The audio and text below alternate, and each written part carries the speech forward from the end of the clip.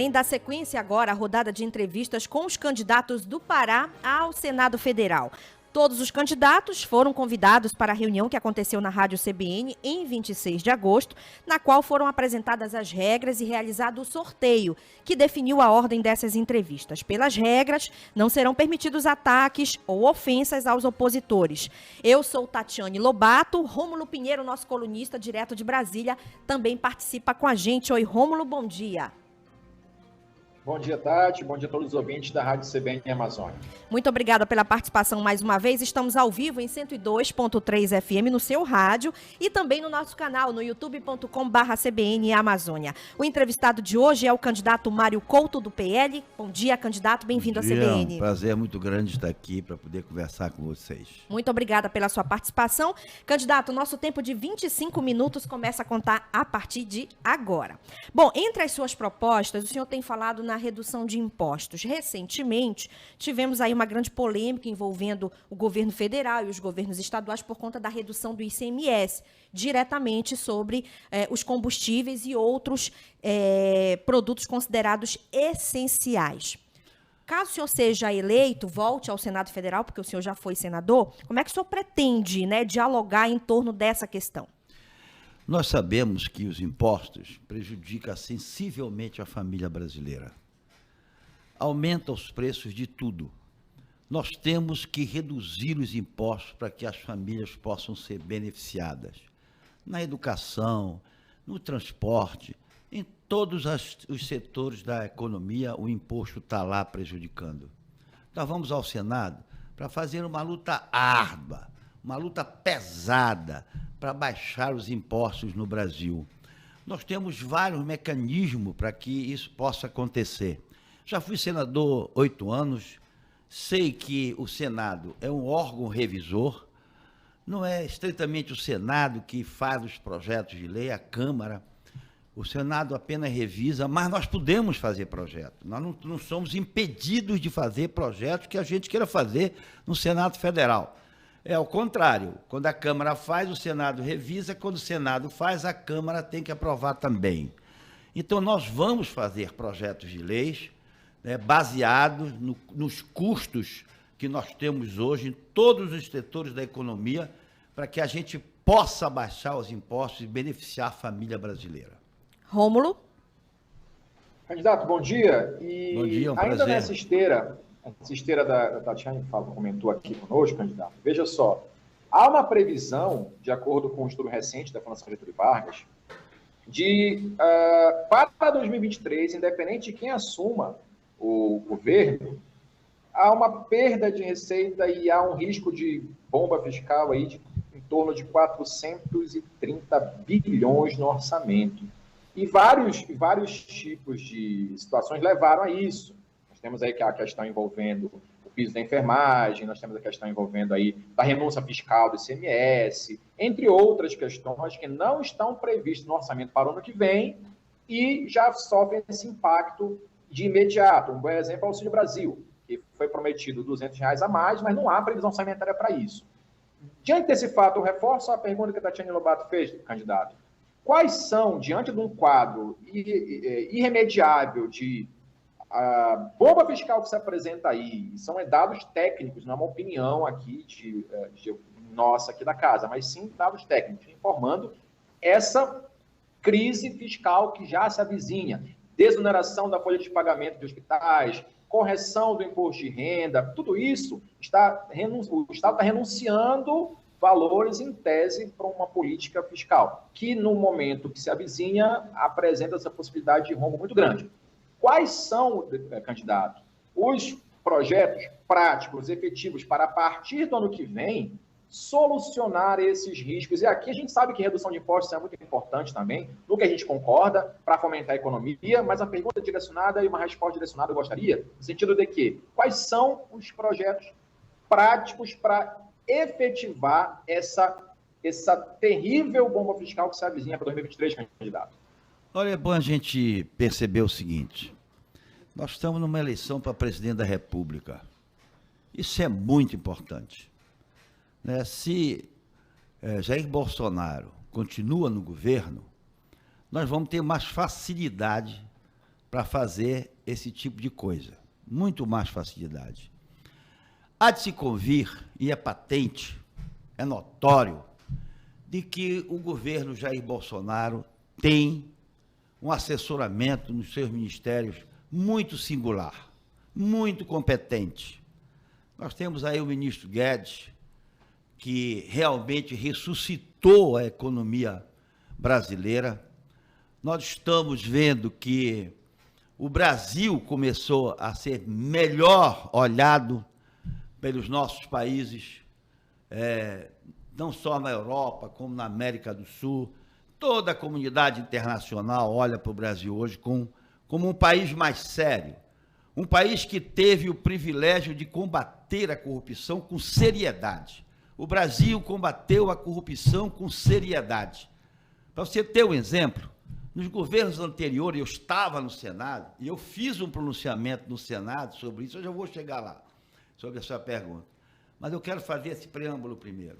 Eu estive no Senado, e quando eu estive no Senado, eu fiz um pronunciamento na tribuna, comparando os governos, desde a época de Getúlio, até os governos que eram na atualidade, quando eu fui senador, era o governo do PT, e lá você via 134 casos de corrupção no governo do PT. Não quero citar nomes. Logo depois, você tem mais 185 casos de corrupção no governo.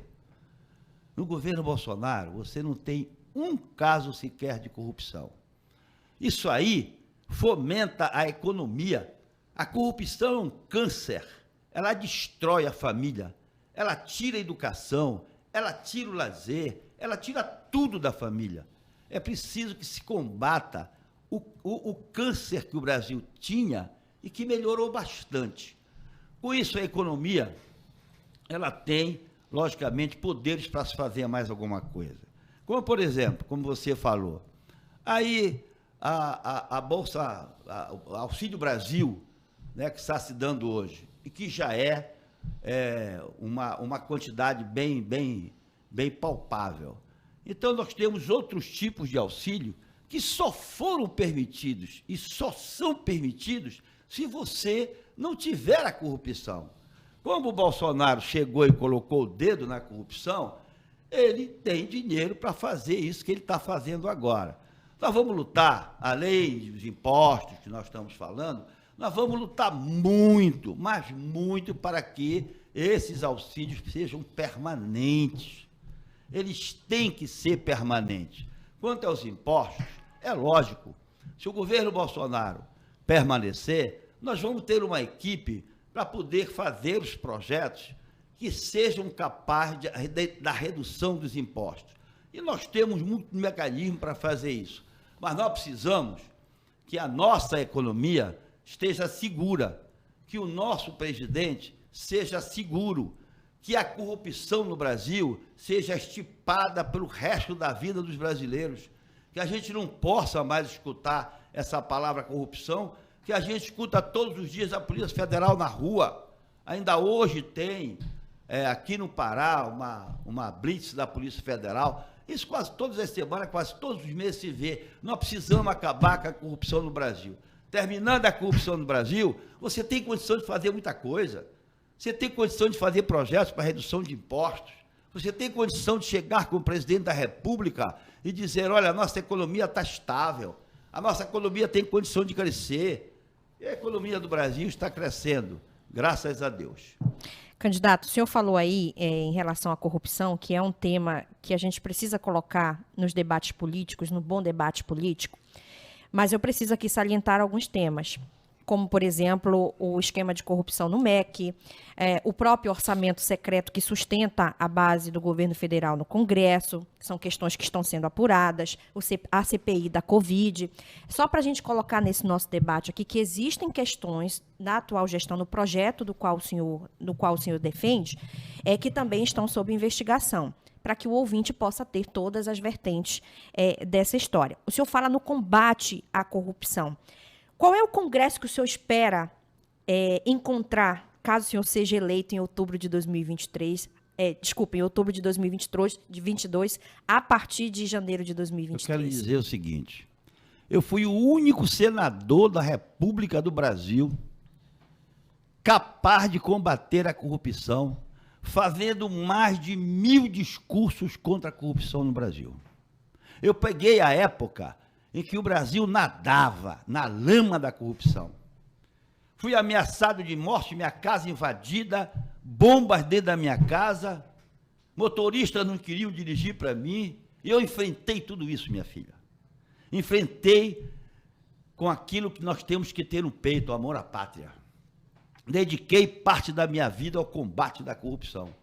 Fiz mais discursos contra a corrupção do que o Lacerda fez na época do Getúlio. Bati recorde. Fui o senador mais atuante nesta área da corrupção. Por quê? O que eu acho? Eu acho que a corrupção, ela não consegue desenvolver a pátria. A corrupção ativa, a pátria cai, a pátria morre, a família morre, a família é destruída. A principal coisa que nós temos que fazer nesse país é o combate à corrupção. Olha, eu posso te confessar uma coisa, pode ter até algumas apurações aqui e acolá. Mas tem que ter, né? Tem que ter. Tem que ter. Tem que apurar, tem que ver se é verdade ou não é. Até agora, nenhuma é verdadeira.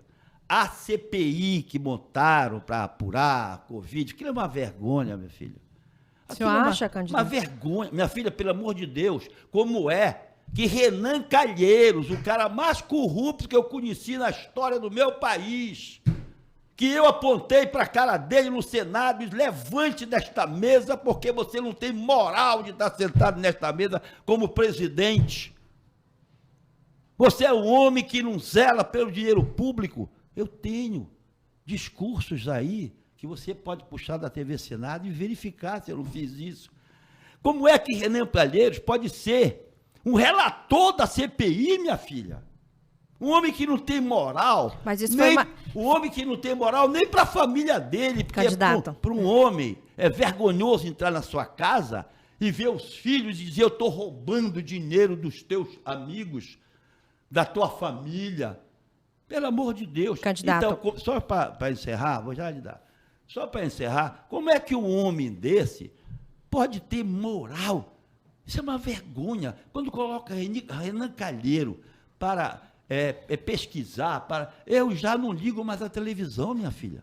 Eu já desligo a televisão, porque é imoral. É imoral. Candidato, é só para a gente também ratificar aqui junto ao eleitorado que acompanha a entrevista na Rádio CBN, que a relatoria, enfim, as comissões que foram formadas, são formadas no Congresso. Eu reitero a minha pergunta ao senhor. Qual é o Congresso que o senhor, qual é o Senado Federal que o senhor espera encontrar caso o senhor seja eleito em outubro de 2022? Eu espero encontrar um Congresso Federal mais sólido, mais comprometido com a sociedade paraense.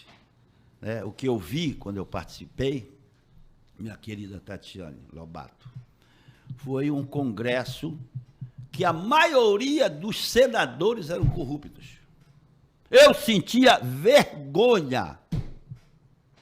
E eu disse isso muitas vezes na tribuna, que eu sentia vergonha de ter participado no Senado, onde a maioria era corrupto. E eu disse isso e se concretizou.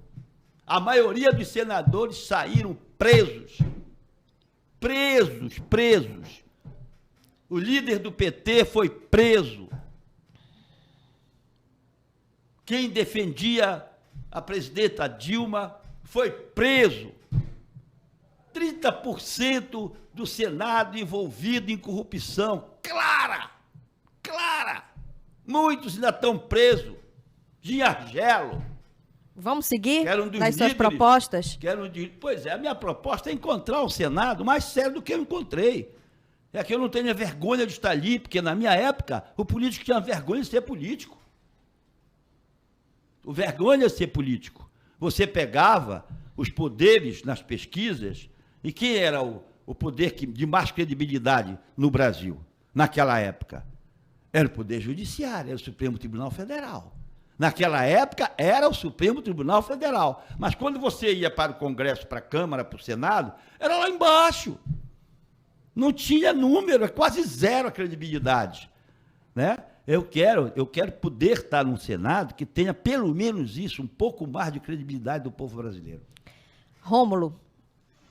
Candidato, o senhor enfatizou aqui muito a temática do combate à corrupção, e isso me mostra um alinhamento das suas ideias com o presidente da República, que é uma das campanhas, na campanha também propaga esse ideal.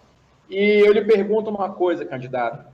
O senhor mencionou vários outros candidatos aí, ou pessoas que o senhor trabalhou junto no Senado, chamou de corruptos, etc. A percepção que a gente tem, senador, candidato, eu queria que o senhor também pusesse a respeito, é que a defesa, o combate à corrupção, depende, no meu caso, como advogado, a gente pressupõe aqui um trânsito em julgado, pressupõe um devido processo legal, até para você poder apurar a responsabilidade de cada um. Isso é essencial. Então, esse combate à corrupção que o senhor citou, que vai ser impulsionado, o senhor teve fortes discursos, a gente acompanhou aqui, o que o senhor pode dizer, então, candidato, dos seus concorrentes que lhe acusam da mesma coisa? Ou seja, o senhor tem vários processos aí em andamento, já acabaram, mas foi responder ao processo por improbidade, processo envolvendo, inclusive, só que até uma transação penal no Supremo Tribunal Federal, numa questão eleitoral. Então, eles mencionam também, por outro lado, esse suposto argumento do combate à corrupção, tendo o senhor um histórico, e aqui eu vou falar apenas de ações penais, ou que correram contra o senhor, tá? Aqui não estamos dizendo que o senhor foi condenado ou não, mas que houveram várias ações contra o senhor com relação a essas questões de improbidade, etc. O que o senhor analisa nesse ponto, senhor candidato? Primeiro, eu quero dizer o seguinte: eu jamais na minha vida sentei na frente de um juiz para responder qualquer processo. Jamais.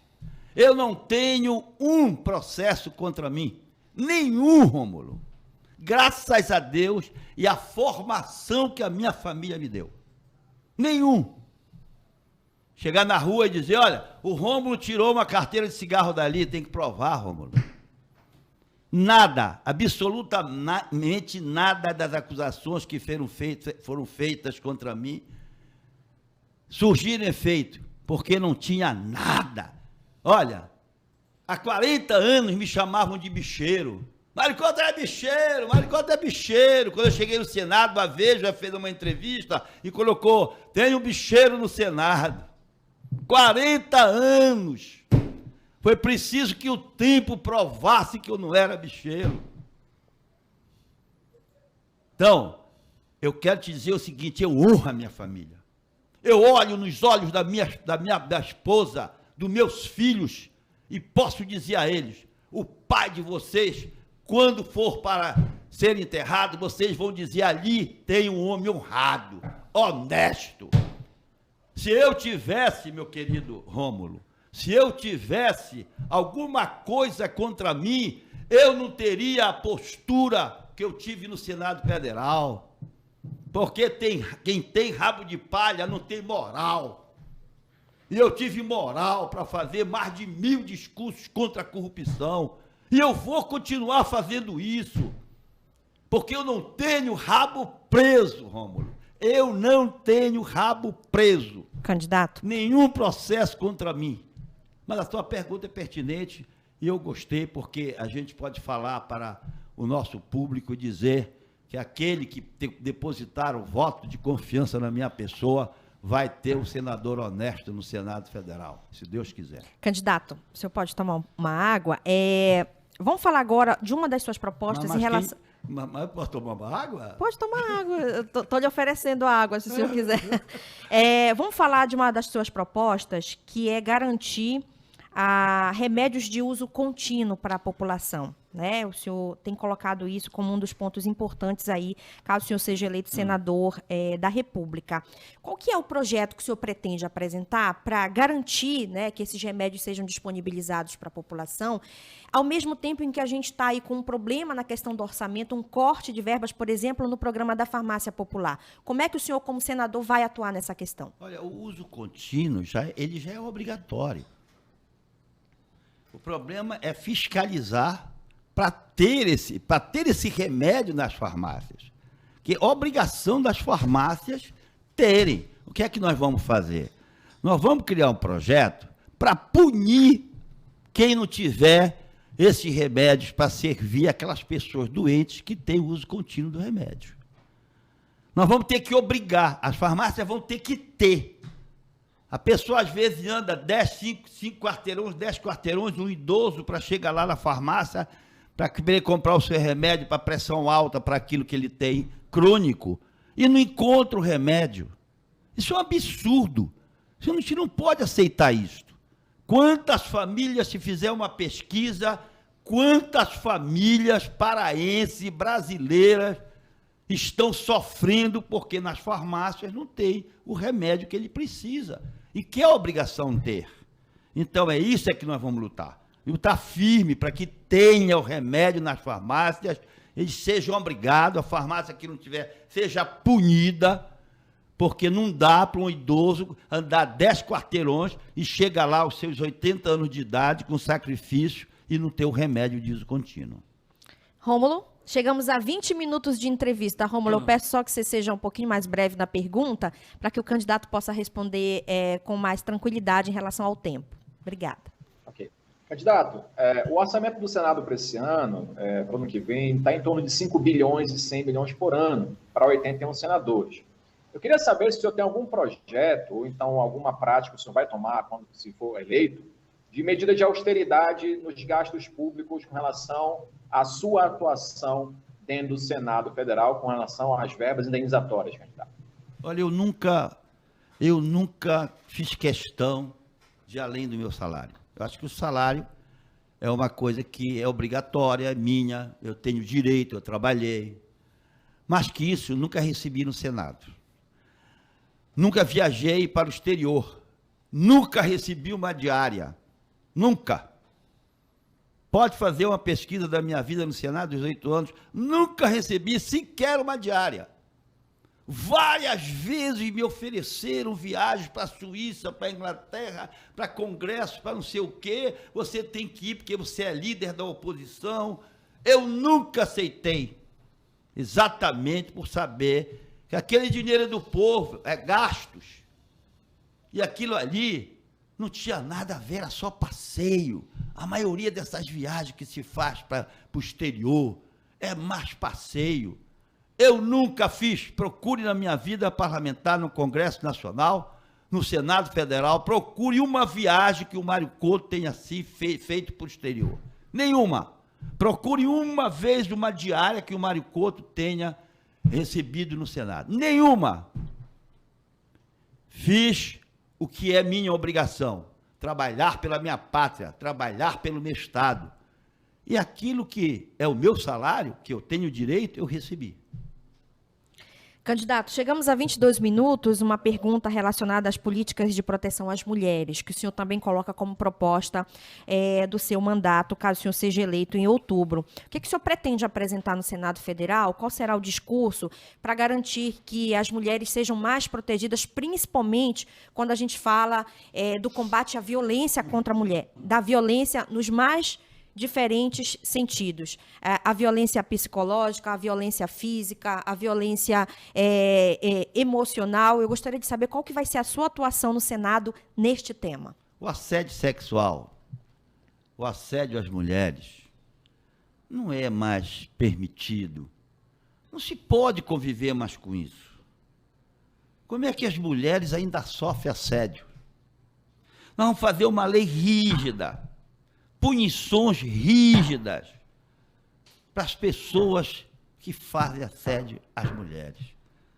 Ônibus, na rua, na repartição, em qualquer lugar, a mulher tem que ser respeitada.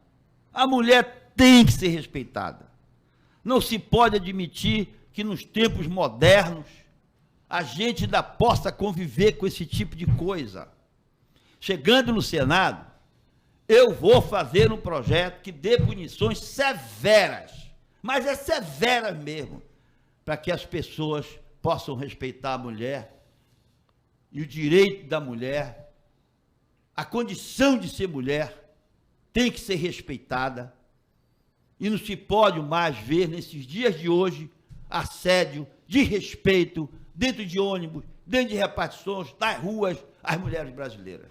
Eu vou lutar, mas vou lutar muito para que isso acabe de uma vez por tudo neste mundo moderno.